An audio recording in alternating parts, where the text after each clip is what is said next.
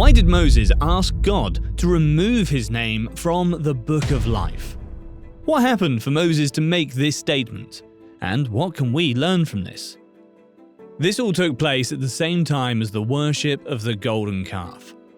The parable of the golden calf sheds light on human nature and the tendency of individuals to move away from their commitment to God. It's ironic that while Moses was on Mount Sinai receiving the 10 Commandments from God, the Israelites were breaking the first commandment, which states that "Thou shalt not have any gods before me." Because of this, it is extremely clear why the commandments were necessary, as individuals have a natural tendency to swerve towards sin when they do not have the correct leadership and morality to guide them. The Israelites' impatience with Moses on Mount Sinai led them to come up with the idea of creating a new god to go up before them or worship. In order to achieve this, they melted down their gold jewelry and used it to construct a golden calf out of it. The people's impatience caused them to turn to Aaron, and they gave him the responsibility of serving as their spiritual guardian in place of Moses. Then they began to indulge in revelry, worshipping the idol while also engaging in immoral behavior. Then the Lord said to Moses, "Go down at once, for your people whom you brought up from the land of Egypt have corrupted themselves. They have quickly turned aside from the way which I commanded them. They have made themselves a molten calf and have worshipped it and sacrificed to it and said, 'This is your God, O Israel, who brought you up from the land of Egypt.' The Lord said to Moses, 'I have seen this people, and behold, they are a stiff-necked, stubborn, rebellious people. Now therefore let me alone, and do not interfere, so that my anger may burn against them, and that I may destroy them, and I will make you, your descendants, a great nation.' But Moses appeased and entreated the Lord his God and said, 'Lord, why does your anger burn against your people, whom you have brought out of the land of Egypt with great power and a mighty hand? Why should the Egyptians say, with evil intent their God brought them out to kill them in the mountains and destroy them from the face of the earth? Turn away from your burning anger and change your mind about harming your people.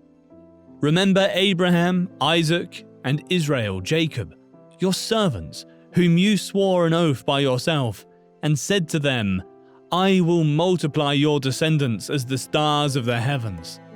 And all this land of which I have spoken, I will give to your descendants, and they shall inherit it forever.' So the Lord changed his mind about the harm which he had said he would do to his people." Exodus 32, 7-14, Amplified Bible. In his response, Moses demonstrated why he is considered one of the most influential intercessors in the Bible. Notice the strong arguments he uses.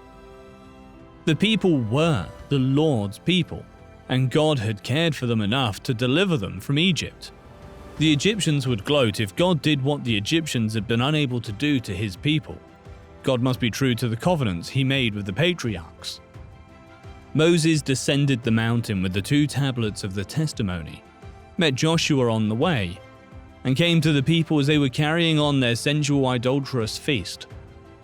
In righteous anger, he broke the tablets of the law as a witness of what the people had already done.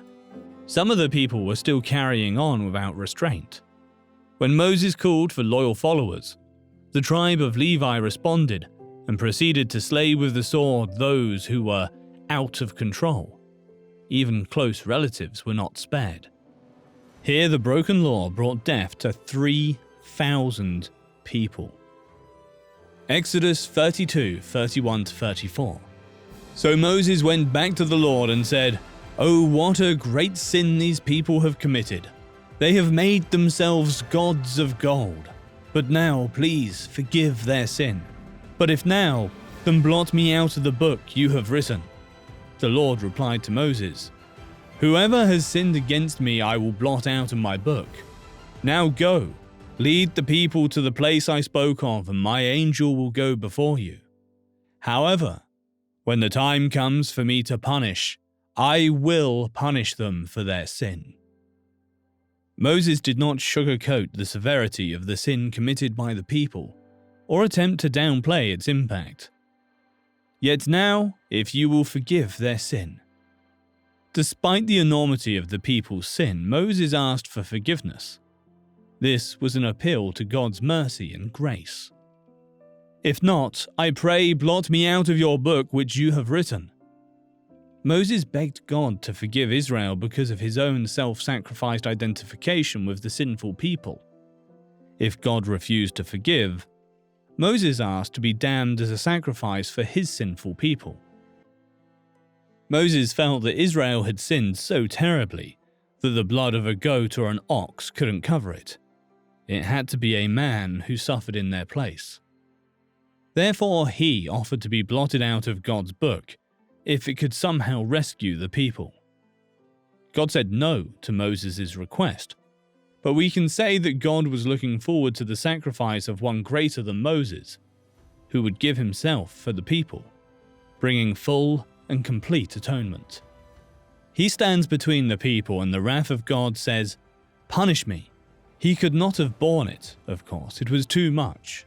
And yet the noble spirit of Moses shines out so clearly in this great incident. Lloyd Jones. Of course, Jesus had the same sacrificial heart when he died for our sins. 1 Peter 3:18. For indeed Christ died for sins once for all, and just the righteous for the unjust and unrighteous, the innocent for the guilty, so that he might bring us to God, having been put to death in the flesh, but made alive in the Spirit. 2 Corinthians 5:21. He made Christ who knew no sin to judicially be sin on our behalf, so that in him we would become the righteousness of God. That is, we would be made acceptable to him, and placed in a right relationship with him by his gracious loving kindness. The Apostle Paul also had some of this same heart of Jesus. Romans 9:3. For if it was possible, I would wish that I myself were accursed, separated, banished from Christ for the sake of the salvation of my brothers, my natural kinsmen. The Lord's response to the plea of Moses. So the Lord plagued the people because of what they did with the calf which Aaron made.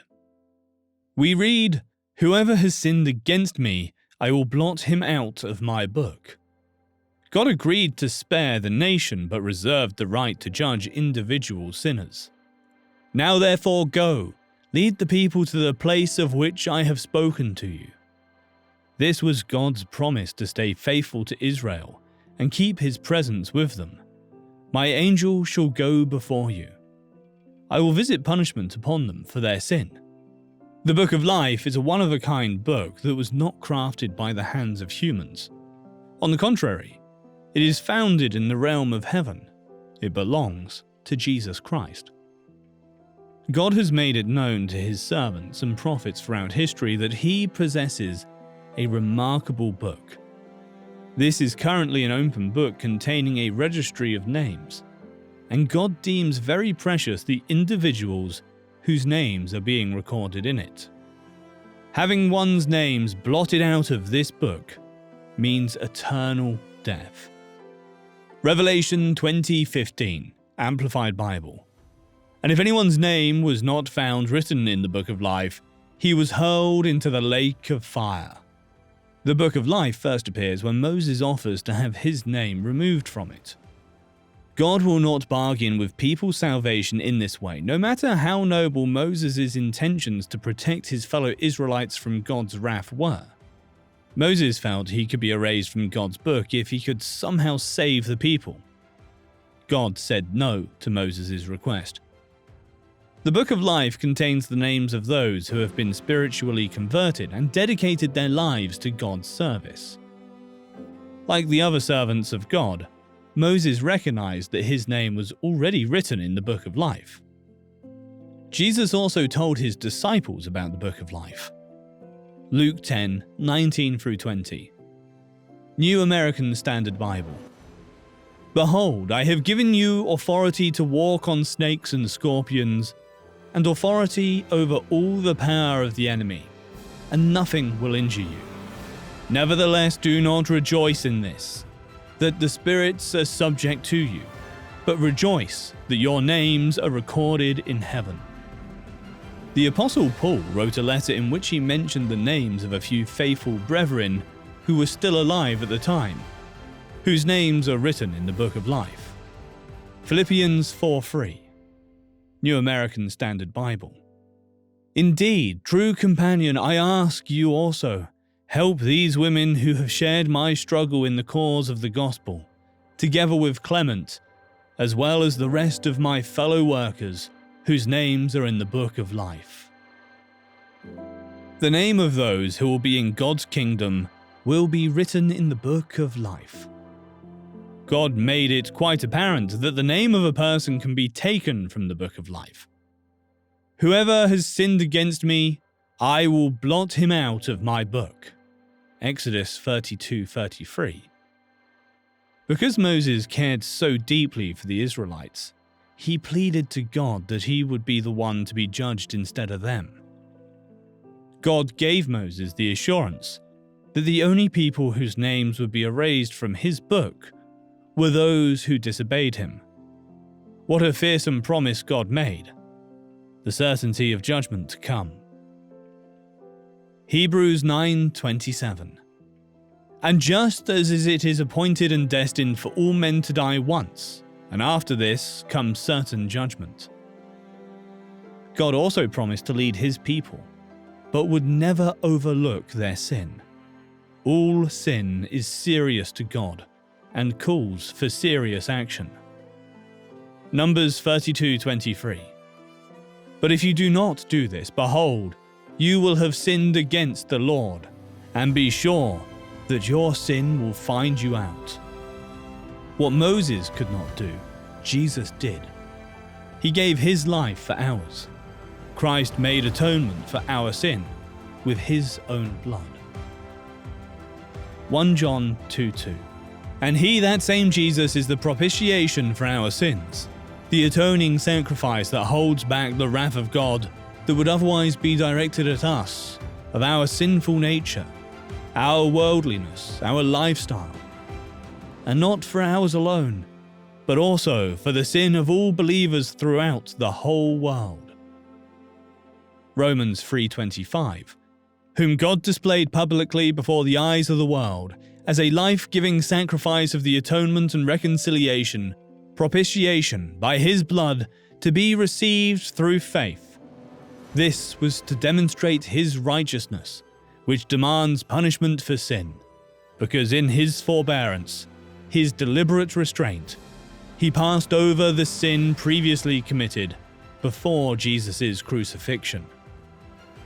He became our substitute. We should have borne the judgment of God on that cross. If you have never trusted Christ to save you from your sin, why not ask him to save you right now?